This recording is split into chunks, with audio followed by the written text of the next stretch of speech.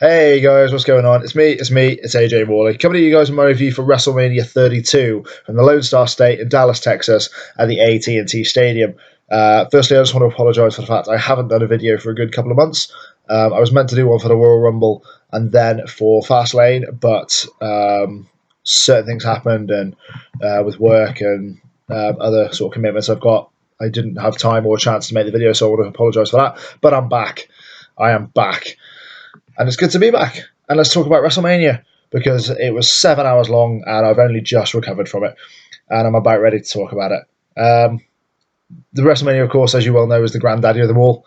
It is the pay per view of the year. It's the one that every wrestling fan looks forward to, no matter how bad the build up has been. And we all know how bad it's been. And going into it, a lot of people had very, very low expectations. What would I use to sum up this pay per view? It just didn't feel like WrestleMania. It felt like a very, very glorified episode of Raw at times. Not all the time. There was some highlights in it. Not least the New Day's entrance, which was just hilarious. The match of the night was the Women's Championship match. And if you're wondering why I'm calling it the Women's Championship and not the Divas Championship, I'll get to that in a little while. I'll get to that when I talk about the pre-show. But that was match of the night. Those three girls put on a hell of a show, a hell of a match. And the booking wasn't great for the finish, as it wasn't for most of the night, for most of the pay-per-view, which was really, really disappointing. But enough of me waffling on about what was wrong, and we'll talk about what was wrong during the matches. Let's get stuck into it. So we started off with the pre-show. The pre-show kicked off 2 hours before the main event itself, and we had three matches on the pre-show. The first one was the United States title match between Kalisto and Ryback. I felt sorry for these two, not mainly because A, the match was on the pre-show, but B, because nobody was there when it was going on. It was not even a quarter full. There was a huge problem at the AT&T Stadium where the Wi-Fi went down, apparently. So nobody could get in because they couldn't scan the tickets. So Kalisto came out for his first WrestleMania, his second WrestleMania, and there was nobody there to watch him. It was really quite strange. It was really, really strange. But it got fixed pretty quickly, and it filled up really, really well. And by the end of the pre-show, at the start of the main event, it looked really, really good. The whole thing looked massive. Remember, it was a record-breaking attendance, people. Apparently, according to The Rock, it was a WrestleMania record. But we'll get to The Rock's promo a bit later on because it was bad. Anyway, we're not talking about The Rock. We're talking about Ryback, and we're talking about Kalisto, and we're talking about the United States title. Opening match for a pre-show. Usually you put the matches on the pre-show that aren't going to generate much interest.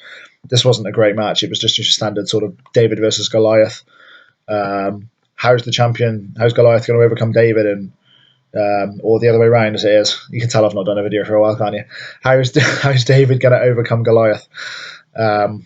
David did overcome Goliath, and it was with the use of an exposed turnbuckle.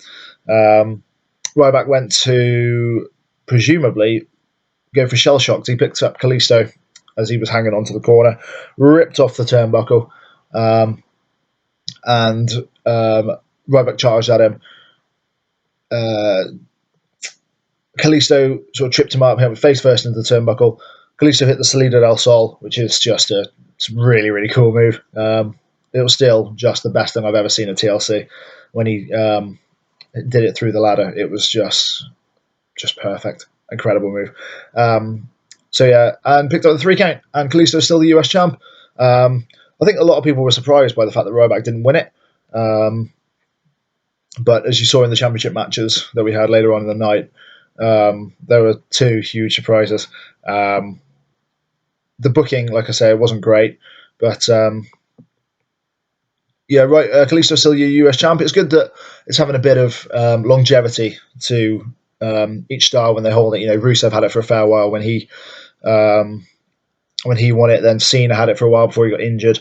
Then I went to Del Rio, who did nothing with it. And it's coming to Kalisto, so hopefully he can bring it back and make something something of it, because it's a prestigious title. I've said this in my videos before, that you need someone who the WWE want to push forward. And Kalisto's over. You know, a lot of people really, really rate his work. I think he's really, really talented in the ring. Not quite, doesn't botch anything, quite like his tag team partner, who was in the Money in the Bank ladder match, which we'll talk about in a little while.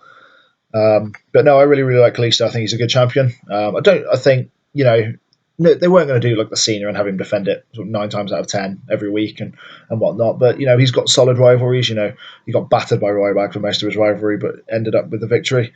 It'll be interesting to see what they do with it next. He'll probably feud, hopefully, with like another mid-carder. There's a lot of talk about a brand split between Raw and SmackDown. I think the US title will go on SmackDown. If that does happen, it always seems to have. You look at when the brand split was here originally, you always had the Intercontinental title on Raw, and the US title was always on SmackDown. So maybe they'll do a similar sort of thing then. But if you look at sort of the mid card scene, there's so many talented guys on there that you could have you could well have had any one of them sort of face Kalisto. Ryback, I'm not really sure where he's going at this point in his career. He's obviously a heel, and it's fairly safe to say WWE don't really have too many faces. So whether or not they're going to try and turn him again or not, I don't want him to be like the Big Show, and where Kane, where he turns about 30 or 40 times a year. He's not really going anywhere at the minute, and he's sort of stuck in a rut, similar to Dolph Ziggler, similar to Zack Ryder, or should I say, was similar to Zack Ryder, but we'll talk about that in a little bit. And it's disappointing because he's a big guy, he's talented. His work in the ring's limited, but he's still an athletic guy, and he's just power, and that's what Vince has always wanted. But for some reason, he's just not got over, and he's sort of stuck in that rut. But we'd have to wait and see if that sort of comes to anything. So that was the US title match. We moved on pretty quickly to the 10 Divas tag team match, and it was the team of Total Divas, which was Paige, Brie Bella, Alicia Fox, Eva Marie, and Natalya, against Team Team Bad and Blonde, which was a team of Emma, Summer Rae, Tamina, Naomi, and her first ever match was the Ravishing Russian, the gorgeous Lana. There really wasn't a lot to say about this match. It was all right. It was. I think a lot of it was down. A lot of it was made of it because it was Brie Bella's last match. She's retiring, or the huge rumours that she's going to retire after this match, which I think have been confirmed now. I'm pretty sure she has or will, in some capacity, have retired from professional wrestling. A lot of it, I think, to do with Daniel Bryan, and obviously the injuries that he's doesn't have anymore. The jury's still very much out on that one. But it was nice to give her sort of her last WrestleMania moment. It was a bit disappointing they had to put it on the pre-show. You look at some of the matches that were on it. I'd have put maybe the Battle Royal on the pre-show instead, or no, I was going to say AJ Styles and Chris Jericho maybe on the pre-show, but for Styles' first Mania and for Chris Jericho, you certainly wouldn't put him on the pre-show. So yeah, I'd probably put the Andre the Giant Battle Royal on there because that was more of a filler in between matches. But again, discuss that a bit later on when we get down to it. But Team Total Divas picked up the win. I have to say, though, the Brie Bella, the transition from that she had on to, I think it was Naomi, to put into the S-Log was absolutely perfection. She pulled that off really, really well. Daniel Bryan put a tweet up actually a couple of, I think the day after, saying that he's never seen one done as well as she did. It was really, really spot on. She did really, really well, and it was a really cool moment. Team Total Divas picked up the win, and then as they were celebrating, Brie's sister Nikki, who's recovering quite well, I believe, from neck surgery, came out. So someone sort of celebrated with the rest of the team. Somebody put on social media that she was the John Terry of WrestleMania. She does nothing but puts on a kit and celebrates with the rest of the team, which I found quite funny. But it's good to see Nikki again. She's obviously going to be out for quite a while. She came out in a neck brace and whatnot, but it was good to see her. She's obviously going to be out for a while, and we hope she makes a speedy recovery. After the Total Divas match, the focus was yet again on women, but this time it was for something different. Lita was in the ring, and there was like a a podium, if you like, you want to call it, with a cover over it. And she did a whole speech about how women have blazed the way through the WWE to lead to the Divas Revolution. And she reeled off names like Mae Young and Trish Stratus and Sensational Sherry. And it was a really, really good speech. And it led to the unveiling of the new WWE Women's Championship belt. And if you haven't seen it, go and check it out because it is beautiful. It's basically the WWE World Heavyweight title, but it's got a white strap on it instead of it being black, and there's a red plate on it. It looked really, really smart. And it's the death of the divas, if you like, to lead to the women's revolution, which was in full swing later on in the night. Like I said, the triple threat match was absolutely superb. But we'll get onto that when we get onto it. But it was a really, really good, really, really cool moment, and it sort of solidifies how important that the Divas Revolution, women's revolution, I should say, was, and it still is, to the WWE. Obviously, the success of NXT and the women that have come from that has transpired to the WWE, and Vince has obviously sort of stood up and taken note of that and listened to the fans for once. Maybe Triple H and Stephanie have got a lot to do with that. But they deserve massive credit for it because although at times it seemed like the revolution has been very stagnant and it seems like it's been very outdated, it's come really, really full circle, and it looks really, really good. The future looks huge for the WWE and for the women. They are definitely going places. Like I said, the booking for the match later on was not the best, but it wasn't great all night. There were some strange decisions made. And if you watch Raw last night as well, you will question why the decisions were made because they made no sense. So after Lita unveiled the new WWE Women's Championship belt, we moved on to our last match of the evening, which is the Usos and the Dudleys. Not a bad tag match. I quite enjoyed it. The Dudleys have faded quite badly, I think, since joining with WWE. They went for the sort of New Day and tag team titles and have sort of been shuffling along the pack, if you like, since.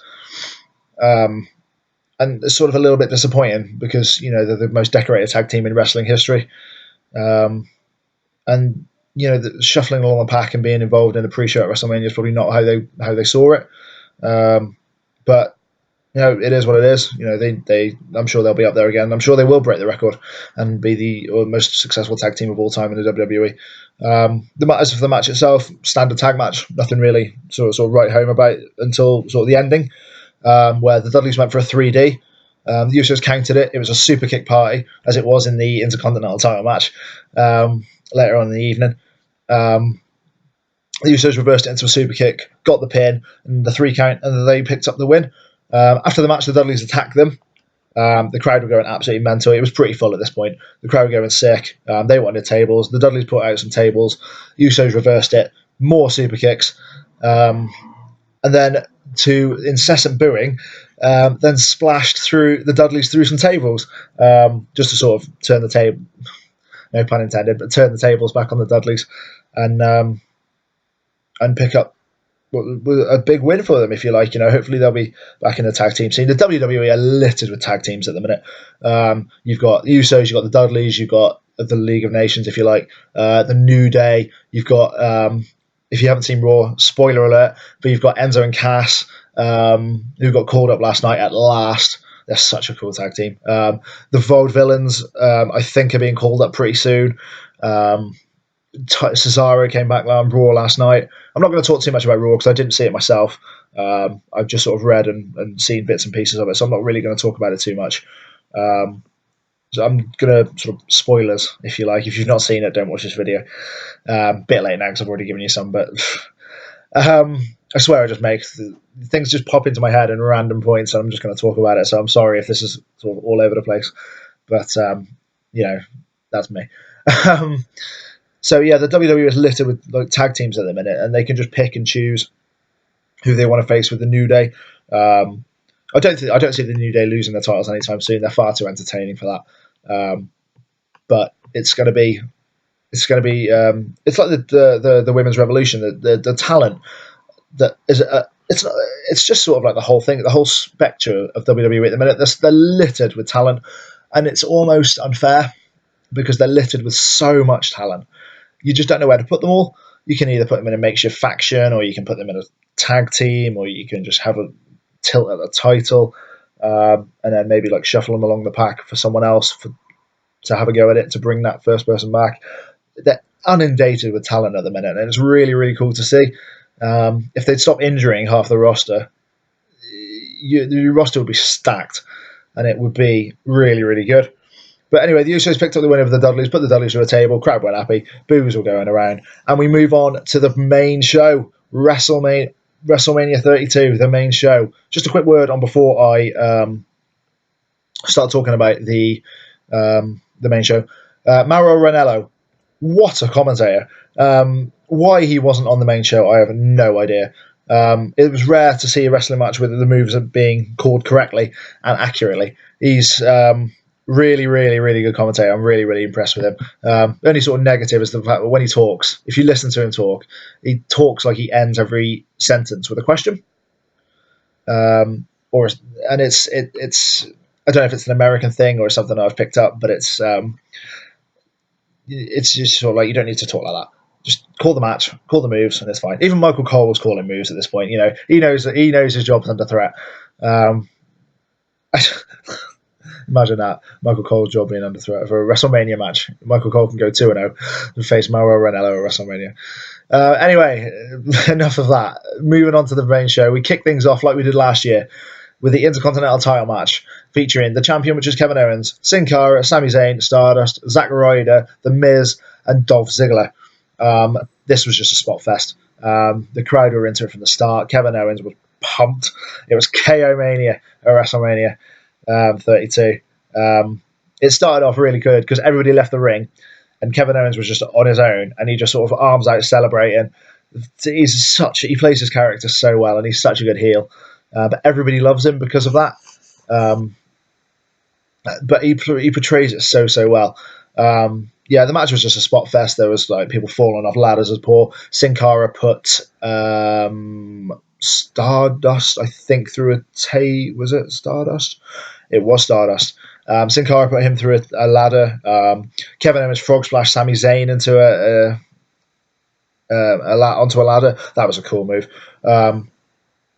Sami Zayn's first WrestleMania, and the crowd loved him. He had like 100,000 people um, singing along to his theme song, which was really, really cool. You could tell him and Owens, were not overawed by the occasion. There was a couple of AJ Styles was really overawed by the occasion. You saw him when he came down for his entrance, and he just stopped and just had to have a look out. Just because it was almost like a surreal thing that he was there and he couldn't believe it. But we'll talk about AJ in a minute. Yeah, the Intercontinental was a bit of a spot. Was just a huge spot fest. There was move after move. The crowd were really, really into it. They had their favorite. They wanted Owens to win. They wanted Sami Zayn to win. They wanted Zack Ryder to win. They wanted The Miz to get his ass kicked, which he did. They weren't really cared about Stardust. They wanted Ziggler to win. But nobody. Well, if you called the ending, then I'll take my hat off to you. Fair play, because I definitely didn't see this coming. The Miz was pushed Dolph Ziggler off the ladder, and he was sat on the ladder with his hand on the belt, just smiling out to the crowd. You think, oh, okay, right, fine. The Miz is going to win the Intercontinental title, whatever. All of a sudden, Zack Ryder comes, pushes the Miz off the ladder, and comes and pulls down the Intercontinental title, and we have a new champion, and it's Zack Ryder. What the hell is going on? I honestly couldn't believe it. The crowd were going absolutely mad. There was a few boos in there, but it was crazy. Kevin Owens was laid out onto a ladder because he got. It looked like an exploder suplex, but he got just his neck. He must have been in agony because his head went like through onto the ladder, like through it, the rung, as he got suplexed into it. That looked like a hurt like hell. Kevin Owens looked like he was out cold. But Zack Ryder's a new Intercontinental champion. His dad jumped the barrier and flew into the ring, which was weird to see. And Zack Ryder has his WrestleMania moment from somewhere. It was it was the first part of the night of the main show where you looked at the booking and you thought, hold on a minute, what's going on here? Social media were going mental. Bookmakers had Zack Ryder as the favourite to win it, which was interesting because obviously he wasn't really meant to be in it, and he wouldn't be in it if Neville hadn't been injured. Um, but it was a really really cool moment for him. It's his first sort of main thing he's done in a WrestleMania, and the guy works his ass off backstage and doesn't get a look in, and he just gets shit on constantly. And he comes up to his first main WrestleMania and he wins the Intercontinental title. Fair play. I'll give him so much credit for that. But as you saw on the next night on Raw, it didn't quite go to plan for him, and the Miz is now the Intercontinental champion. So you had your WrestleMania moment, kid, but you can fuck off back to catering for you. Woo woo woo! You lost the fucking title last night, son. But yeah, you were looking at it and you were just like, right, I'd have Kevin Owens or Sami Zayn winning it. Nope. I hope Owens and Zayn go into a feud now because it'll be everybody wants to see it. They saw it in NXT, and it was a really really good feud, and you need to sort of like carry it on from there, and not sort of put it to one side just because you've had the match and they were both in it. But yeah, Zack Ryder's your new Intercontinental champion. I don't know why, or was your new Intercontinental champion, I should say. I don't know why. But that was the most bizarre start to a WrestleMania ever. Moving on, the second most bizarre moment of WrestleMania was coming up next. And it was AJ Styles versus Chris Jericho. As I said in the Intercontinental match, AJ Styles looked completely overawed by the occasion. Coming out to his entrance, he just took a sort of a huge look round and was just. He looked like he couldn't believe he was there. It was like a pinch me moment. We had one of those in the Hell in the Cell later on in the night, which you probably know what I'm talking about. And if you were there live, I'm so envious. Good God, Shane McMahon. Anyway, AJ Styles and Chris Jericho. This has been a really, really good feud. These two guys have put on some really, really good matches. Everybody knows Chris Jericho is one to put over younger talent and up and coming talent in WrestleMania, and he does such a good job of it. Like 3 years ago, 4 years ago, that he had Fandango, and Fandango beat him in his first match. And look where the fuck Fandango is now. Is he even still in? I'll be amazed if he is, because bloody hell. He's wrestling Kalisto on Superstars or Bo Dallas or something like that. Anyway, enough of that. Enough of Fandango. Chris Jericho pulled out the win in this match. That caught me by surprise as well. I didn't expect that one bit. It was like I said before, they don't put on bad matches. It was a really, really good match. Very, very back and forth. A lot of the superstars, I don't know if this is some of my perception, but say this match went about 15 minutes maybe. But all the guys are just gassed after about 10 minutes. Shane and Undertaker, probably to be expected, but were gassed in the Hell in a Cell match. Lesnar and Ambrose, Triple H and Reigns was really bad for it. It happened quite a lot in the AJ Jericho match, and the work they're putting in, but they were just knackered. I don't know how hard they're going in on each other, but bloody hell, just take it down a notch, guys. But yeah, like I said, it was a really good match. I think Styles should have won with the Styles Clash. Jericho hit a code breaker and Styles kicked out, and they were teasing the sort of Styles Clash throughout the match. They were even teasing Jericho using it at one point, which would have just been insane. Styles hit the Styles Clash, and that should have been the end of it. WrestleMania moment, good. But Jericho kicked out of it. And for the first WrestleMania, that shouldn't be happening. I know he's kicked out of it before on Raw and things like that, but for a guy's first WrestleMania, and the fact you've got to put him over, don't have him kick out of it. Let AJ win. That's fine. But no, Jericho kicked out, bit more back and forth. AJ went for the phenomenal forearm, as you call it. He took his elbow pad off, went for the phenomenal forearm. Jericho pushed the ref out of the way, carried it into a code breaker, picked up the 3 count. Jericho wins, and everyone's left a bit sort of like, they just didn't call it. At this point, as well, with my predictions, I was 0 for 5. I didn't predict any of the pre-show right. I didn't predict the Intercontinental title match or the AJ Styles match right. I think I got 3 right. In 1, 2, 4 right, I should say. Out of, I think, was it 9, 10 matches? And it was just like, oh my god. I was hoping for quite a high sort of statistic, but as soon as Zack Ryder won the Intercontinental title match, I knew that was sort of way out of the window. But yeah, Jericho pulls out the win. As we saw on Raw last night, though, there probably was a good reason for AJ Styles losing, because he's now the new number 1 contender to the World Heavyweight title. And as he won a fatal 4-way. Unbelievable. It's a strange booking that you lose your debut match on WrestleMania, and then you're the next night you're the number 1 contender. Only WWE could do that. You could have Fandango losing to Chris Jericho, and if he was over enough, they'd probably put him as the number 1 contender the next night on Raw. Excuse me.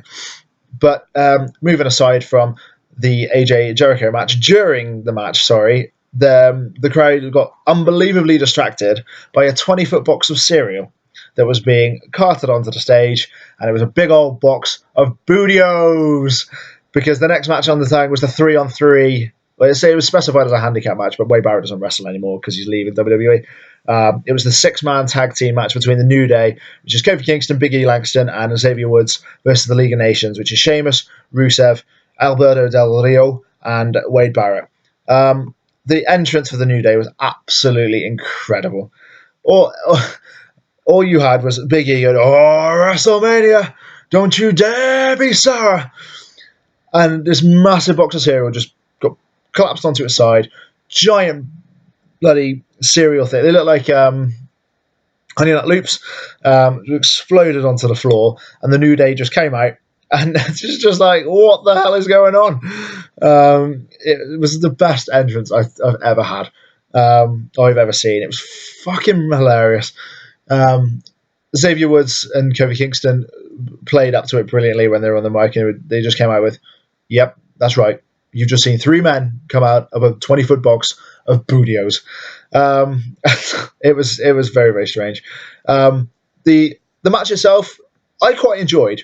I can't say that it wasn't a bad tag team match. We've seen it over the last month. Your typical heel versus face tag team match where one team dominates, but neither team really did. It was very, very back and forth, and it made it a lot more exciting. Again, the booking though, the ending came when Xavier Woods and Sheamus were in the ring, and Wade Barrett, the referee, was distracted. Wade Barrett hit the bull hammer on Xavier Woods, and Sheamus caught him with a bro kick, got the 3 count, and the League of Nations won. WrestleMania is supposed to be sort of like the big payoff and the bit where the fans go mental for the superstars winning matches, and it for most of the night it was poor. The booking was just bizarre. But the League of Nations won. They went to celebrate in the ring, but that was not even the beginning of what was about to happen.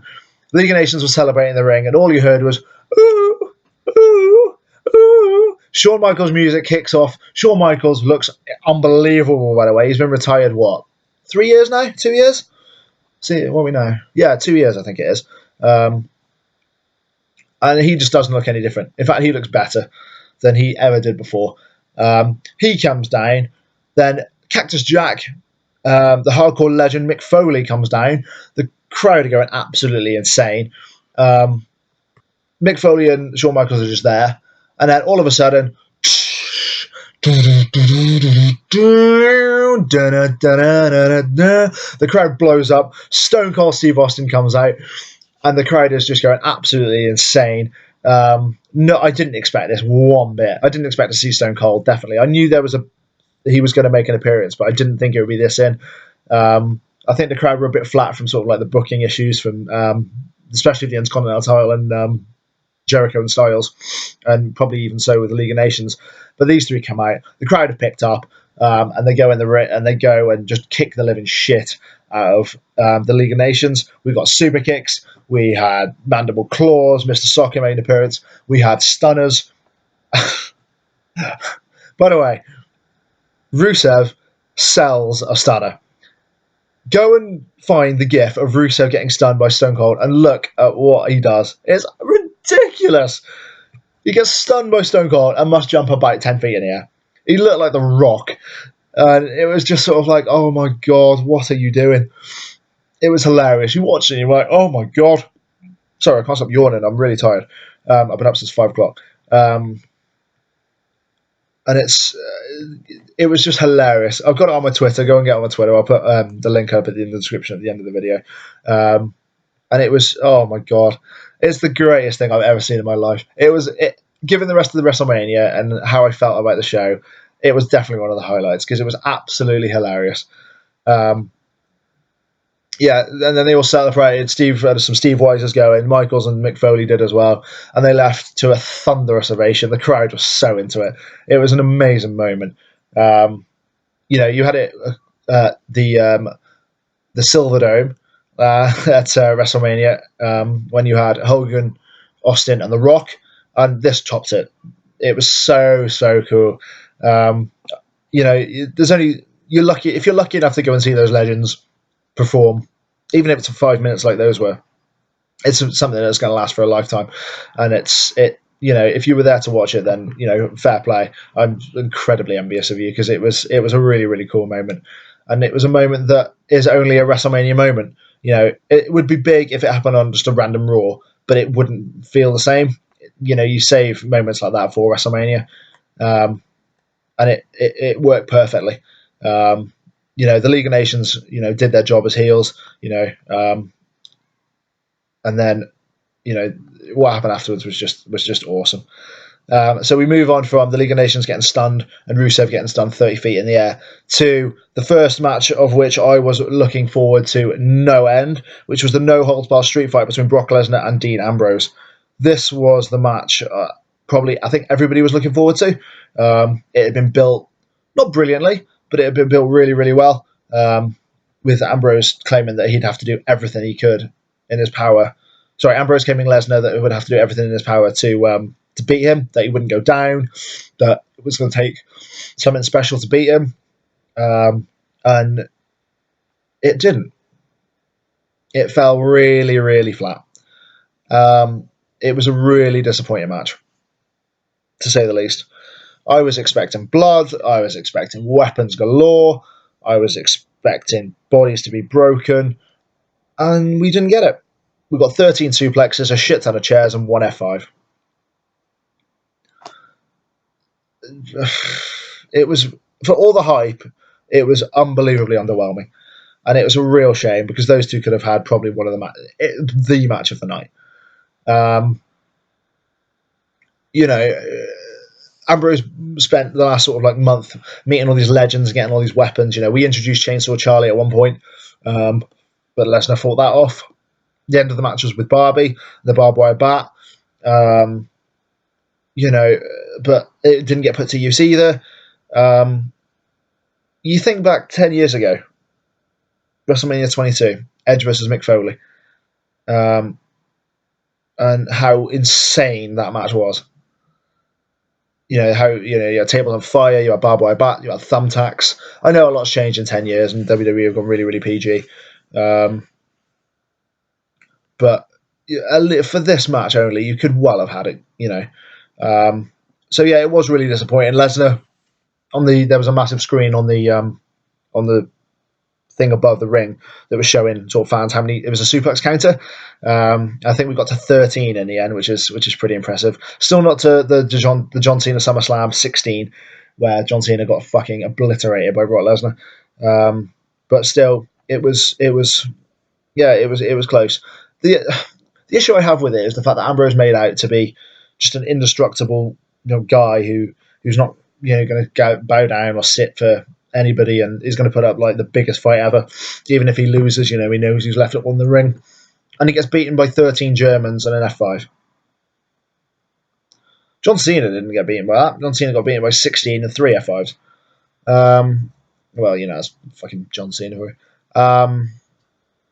It just made Ambrose, the last 4 weeks just look a bit ridiculous.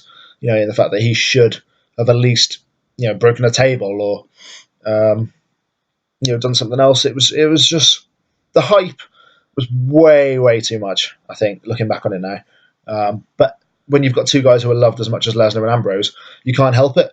You've got to go. You've got to take it to the moon. They could have done so much more, and it was really disappointing. I wasn't. It wasn't to say I wasn't a fan of a match. It was hard hitting, it was brutal, but there could have been so much more done to it. It was, the underwhelming feeling at the end of the match was a bit sort of palpable. But then from going from an underwhelming feeling to a feeling of just euphoria, we come to the WWE Women's Championship Triple Threat match between Sasha Banks, Becky Lynch, and Charlotte. Match of the night. Absolute match of the night. It was superb. From the entrances, although I feel a bit sorry for Becky Lynch in her entrance. I'll talk about that here. The entrance to the character developments to the chemistry that those three have got in the ring. It was superb from start to finish. The finish, I'll talk about the finish in a minute, but it was just absolutely brilliant. The entrances were amazing. Sasha Banks got led down by Snoop Dogg, who is a cousin, a legit cousin, which I didn't realize, but that's pretty cool. Charlotte came out. She had that pyro. She was wearing Ric Flair's gown, which was made when he retired at WrestleMania 24. He was, it was awesome. It was really cool. And then Becky Lynch just came out and had a bit of smoke. It was like flapping about, and it was a bit like, you're not going to win the title, are you? I think it was pretty obvious from the start that Becky was never going to win the title. But you feel a bit sorry for her. It almost makes it seem like she was just thrown in. But she put up a good fight, and all three women were just terrific. The crowd were into it from the start. They knew how good this was going to be. There was one spot in particular where Becky and Sasha were aside, and Charlotte hit the most perfect moonsault I've ever seen. It was incredible. She took both of the women out. She couldn't have hit it much better. It was absolutely awesome. We had Becky Lynch taking out Ric Flair, which was quite funny. You've got sort of like drunk Flair at the Hall of Fame, and then you've got Becky Lynch taking him out the next night, a bit of revenge. But it was one of those matches you didn't want to end. A lot of people wanted, and me, I wanted Sasha Banks to win. I called it. I said, right, it's probably going to be a nail on that Sasha or Becky are going to walk out with the title. And it didn't happen. It didn't happen. Charlotte wins with the figure eight. Excuse me. Makes Becky tap out to the figure eight. While Ric Flair, I don't think this was supposed to be shown on camera, but Ric Flair, the angle that they had was in the far corner, and in the middle of the ring you had Becky and Charlotte. Charlotte's got the figure eight on Becky, and then in the other corner, Ric Flair's talking, telling Sasha Banks what to do, and then he's holding her in the ring so she can't get in to break up the submission. Becky taps out. Charlotte's still your Divas champion, and you've gone from like being such a really high match to being really low and a bit like, she's still the champion. Because if you're going to have the big payoff, you want it to happen at WrestleMania, and it didn't happen, and you're just sort of wondering, well, why not?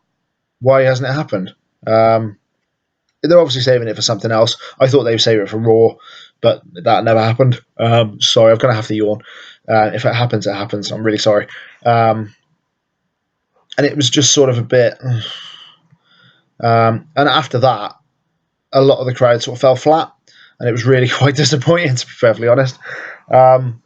But Charlotte's still your women's champion, somehow. Sasha Banks is just... good grief. Things that woman would do. She is something else. Her entrance was absolutely out of control. Snoop Dogg was singing her down to the ring and rapping to her theme song. She had the confetti going. It was absolutely awesome. She is a star. She needs that title, and nobody can ever take it off her because she's just so ready. It was really cool because it was the Divas' first WrestleMania, like their first main WrestleMania, other than NXT, and it did NXT proud because that's what hard work pays off for, and it was a terrific match. It was match of the night for me. I was more looking forward to Taker and Shane, which I'll talk about in a sec, and Lesnar and Ambrose at the start of the match before. But in between, the girls put an incredible job. Charlotte should be women's champion. The Divas Championship will finally go in the bin. No more talk of Divas. They're women. They always have been women. They always will be women. Um, yeah, Charlotte should be women's champion. Like I said a minute ago, I was more looking forward to the next match on the card, which was Shane versus Undertaker in Hell in a Cell. Probably the only match on the card I could not call. I didn't know who I wanted to win because I wanted them both to win, but for different reasons. I wanted Shane to win because it would have been awesome to see him beat The Undertaker at WrestleMania. I wanted The Undertaker to win because you can't have Shane beating The Undertaker at WrestleMania. It was a really catch-22 situation. The match was awful. Maybe not awful. It was pretty bad. It was slow. Um, the Michael Cole and JBL were talking about how the match will favour Shane the longer it goes. Shane's not been in a ring for what? 5 years, maybe? 6 years? Tops? He ain't going to dictate the pace of the match. It was always going to be a slow, but I don't quite think it was meant to be this slow. 10 minutes in, and both guys are absolutely gassed because they've just done so much stuff. Well, they've really done that much. But they're both just gassed. They're both sort of out on the floor, like, it was just sort of like, oh, God. There was a point where they spent must have been 2 minutes, rolling around on the floor, trying to get up, trying to get on their feet, just lying there, like, contemplating stuff. And it was just sort of like, oh, we need something to happen, and we need it to happen now. Because if it doesn't happen, it's not going to. But then all hell breaks loose. The crowd go mental. Shane McMahon finds some bolt cutters.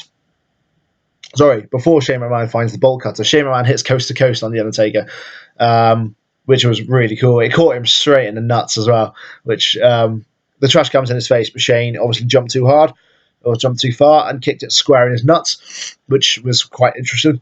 Sorry. I'm really sorry. I'm going to try and edit that out later because that's awful.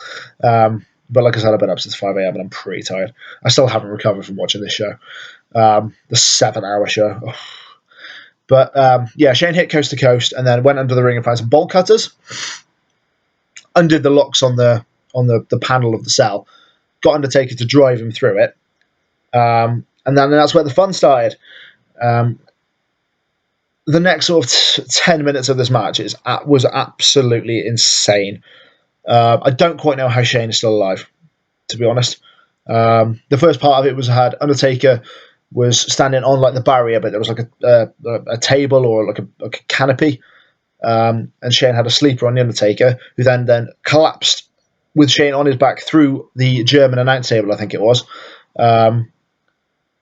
Shane was the first one up, which was a bit weird, and then just started wailing on the Undertaker. He had a toolbox, he had a camera, he had a monitor. He was just wailing on the Undertaker. Put him down in the middle of the table, and he was just sat against the cage while the Undertaker was out, and just kept looking up. And you could hear the crowd going, and you knew what was coming. As soon as he looked up, you were like, "Oh my God, he's going to do this.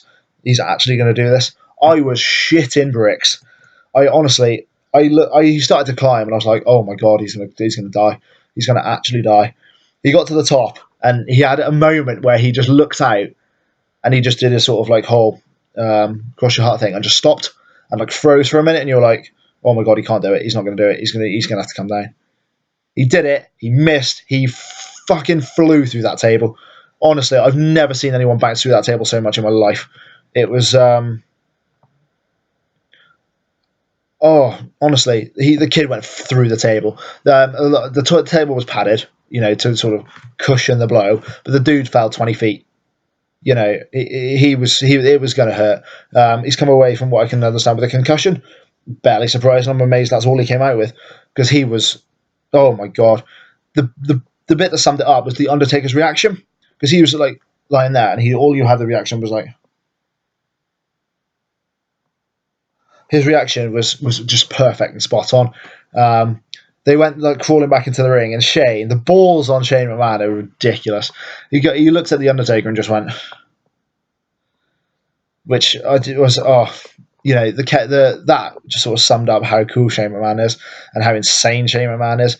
But Undertaker hit a tombstone, got the 3 count. Undertaker's the winner. He's now 23-1 at WrestleMania. Is it going to be his last WrestleMania? Don't know. Really don't know. I hope not. But then, why wouldn't it be? If he lost, it would probably have been his last one. But I don't know. It's a bit tricky to sort of answer. I'm not entirely sure, to be perfectly honest. I don't want it to be because he's a legend, but he can't be having matches like this because he was too slow. Shane, I don't think will do a lot either in the WWE. I think his sort of time is done. He'll obviously be there, I think, for more impartial decisions, and maybe Vince might bring him back and say, "Oh, the prodigal son's returned." But I don't see Shane doing really much on WWE anymore.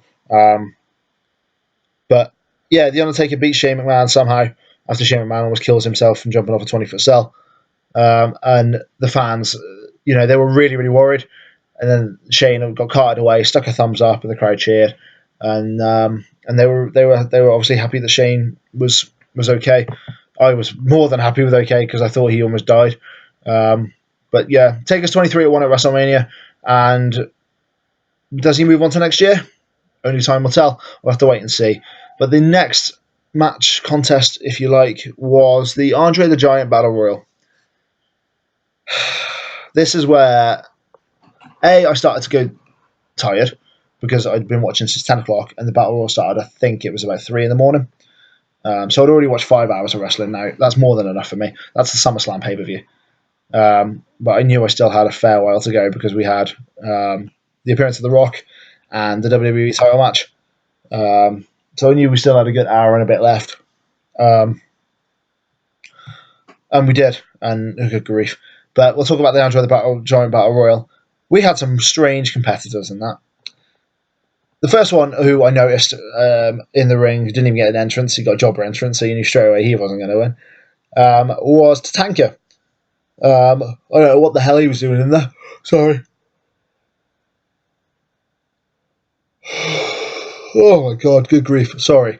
If you saw that, I apologise. Tatanka was in the Battle Royal, got a few moves in, got some chops, did his shit, got thrown out. DDP was the next one. It's me, it's DDP. He was the next one, and again, same as Tatanka, did his shit, eliminated somebody, then got eliminated himself. The weirdest one by far, and will still be the weirdest one to this day, is Shaquille O'Neal. What the fuck were you doing in there?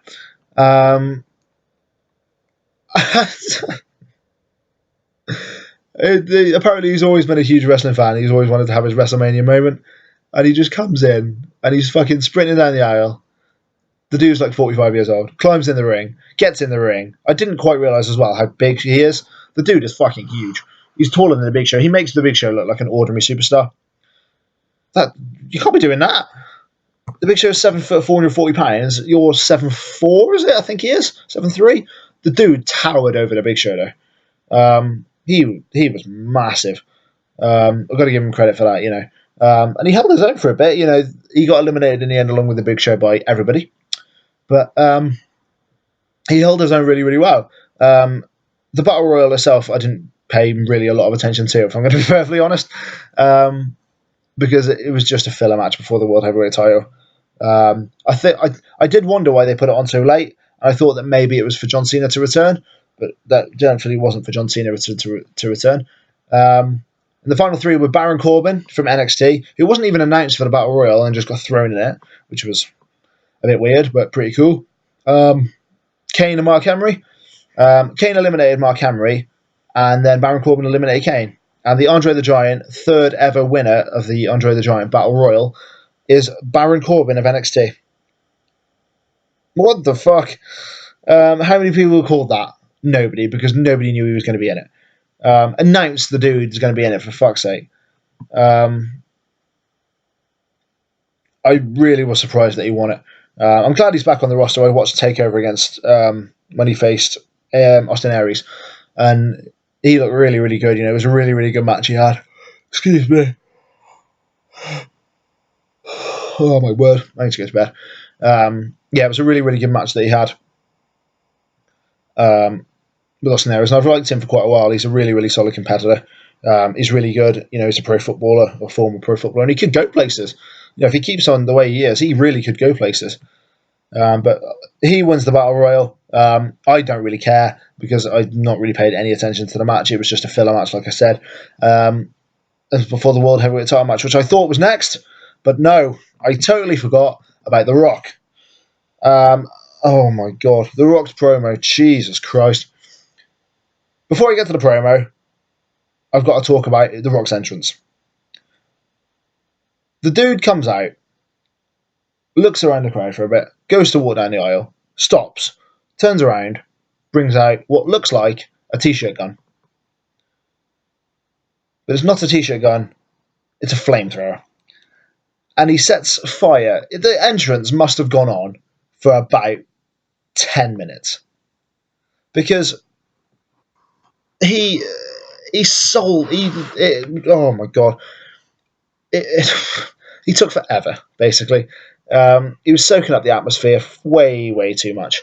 The speech itself was poor. He stumbled over his words. It was just lazy. It's what we've heard before. And it was almost a blessing when the Wyatts turned up to ruin the party. I'm not going to say too much about the Wyatts, other than I cannot believe how they didn't get a WrestleMania match. Even if it was a tag match, fine. Put the Wyatts over at WrestleMania. I cannot believe Bray Wyatt did not get a WrestleMania match. Honestly, it annoys me. And I'm going to talk about it a bit in a minute, because I can't believe he didn't get one. But there's a reason that Wyatt came out, and he was talking about how The Rock was success and how he wanted to eviscerate The Rock because he stood for everything that Wyatt didn't. It was a really cool speech, actually, to be fair, from Bray. And The Rock comes back, uses stupid jokes, said that Eric Rowan looks like his parents are related, and Braun Strowman's never had sex in 27 years, and just the whole sort of like standard Rock spiel, and it was really, really poor. The Wyatts then set up a match. The Rock then set up a match for him to face one of the Wyatts in like an impromptu match. So, ref, come in here. So The Rock now can book matches, which is bizarre. I didn't really think people could do that, but whatever. And then proceeds to beat Eric Rowan in a WrestleMania record of 6 seconds. What the fuck? He buried the Wyatts when he was talking about them, and now he's fucking burying them in 6 seconds at WrestleMania. No. That shit doesn't happen. So fucking hell. I honestly don't know. It winds me up so much because the Wyatts are so talented. But whatever. So yeah, Rowan loses in 6 seconds. The Wyatts surround the ring, and all of a sudden you think, "Oh shit, they're actually going to kick the Rock's ass." But before they get a chance to get in the ring,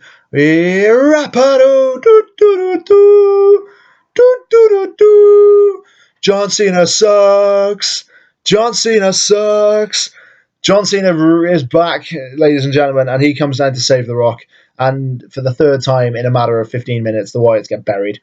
Not by The Rock, but by The Rock and John Cena. And it makes it harder because everybody wants Wyatt to succeed, and he gets buried constantly. How many feuds has he won since he's been in WWE? He lost to Lesnar. I mentioned this in my last video, I remember. He's lost to Lesnar, he lost to Reigns, he lost to Ambrose, he lost to Cena. What does he have to do? The guy is so over. His promo works are incredible. He's a talented guy in the ring. He's really, really cool. His gimmick is down to a T. What does he have to do to get over in the WWE? Give him like the US title. Have him bury Kalisto. Give him the US title. Let him run with that for a bit and see where it leads. Because how much worse can it be than just being buried in 6 seconds by the fucking Rock? Honestly, I was watching it and I was just like, the fuck has just happened? We had a match. Like, that's going on official WWE records that The Rock won a WrestleMania match in 6 seconds. Like, no, that shit doesn't happen. I should probably move on because I'm going to get talking about Bray Wyatt quite a lot if I don't, and it's going to really piss me off because the guy is so good and he needs to be over it, and he is over it, but he's just not being pushed. Oh, Christ. Anyway, speaking of being pushed, we move on to the World Heavyweight title match between Triple H and Roman Reigns. Triple H's entrance was completely out of control. Stephanie, good God, she looked amazing. And she gave this massive victorial speech about how her husband is going to be, the champion forever, and how everybody needs to bow down to him and trust that the authority is win. Steph did a hell of a job there. You got fair play. And Triple H came down with these fucking dudes on masks with masks over their faces. I think there were some guys from NXT. They'd come down with like masks on their face, and the entrance was just amazing. And then Roman Reigns gets a fucking jobber entrance. Imagine if Triple H just shoot pin Roman Reigns. Oh my god. Reigns' entrance now. He doesn't come out the crowd anymore. Probably safe bet. I mean, everyone remembered what happened last year. We got punched by a fucking fan. That was god. So he comes out. The match itself, no one was into it, and that's the sad truth. And that's the main event of WrestleMania. That nobody was into it. What? How can nobody be into your main event of WrestleMania for the World Heavyweight title? Oh, dearie me. I think because they knew what was coming to an extent. They knew that Reigns was going to win and that Triple H was going to put him over. And it was just how he was going to do it. The match wasn't great. There was a very back and forth, two hard-hitting guys. They were never going to put a match of the year on.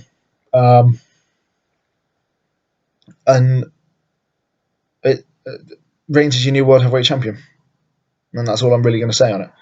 The ending was really cool because he speared Stephanie, who then proceeded to pass Triple H a sledgehammer, who missed. Reigns hit a spear. Only hit one spear and got a 3 count, but people have kicked out of it before. No fan. But yeah, Roman Reigns is your new World Heavyweight Champion. The match summed up WrestleMania because it was booked poorly, it was put on poorly, the fans weren't really into it, they booed Reigns out of the building. And what more do you want? Reigns is your new World Heavyweight Champion. Vince has got his dream come true, and WrestleMania signs off with Roman Reigns holding the title above his head.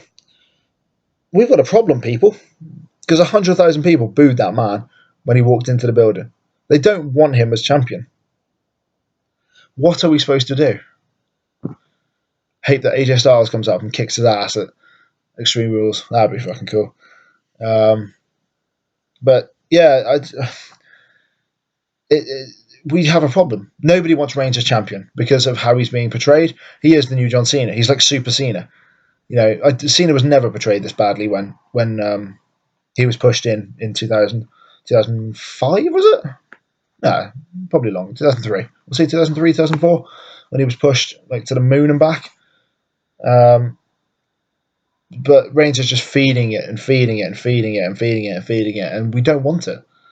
We get fed, we say stop, they move on to something else. Reigns doesn't stop him. And we really have a problem here. And it's only one that Vince can figure out. And I hope he figures it out soon, because if he doesn't, we're going to be in a lot of trouble. And the roster is going to get buried by Roman Reigns. And that's the situation that we're at. And it's really not a good one. But, guys, I'm going to have to leave my video for there because I am, struggling to stay awake at the minute. You might be able to see the bags under my eyes here. I am knackered. I think I've only got an hour's space on this video at any one time anyway. We're at 58 minutes and 44 seconds. I'm just going to say the top 3 highlights of WrestleMania were the Intercontinental title match, the Women's Championship match, and the Boodio cereal box, because that was just fucking hysterical.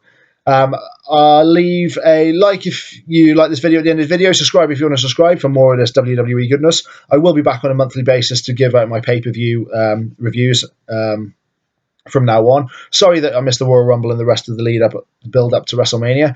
I hope you enjoyed watching this video. I'll put my link up for my Twitter and my Facebook and my Instagram and all that social media shit at the bottom of the description. So check me out if you want to. Follow me, like me, at me, tweet me, do what you need to talk to me. And I am out of here. Thanks very much for watching, guys. My name is Alex, and I will see you soon.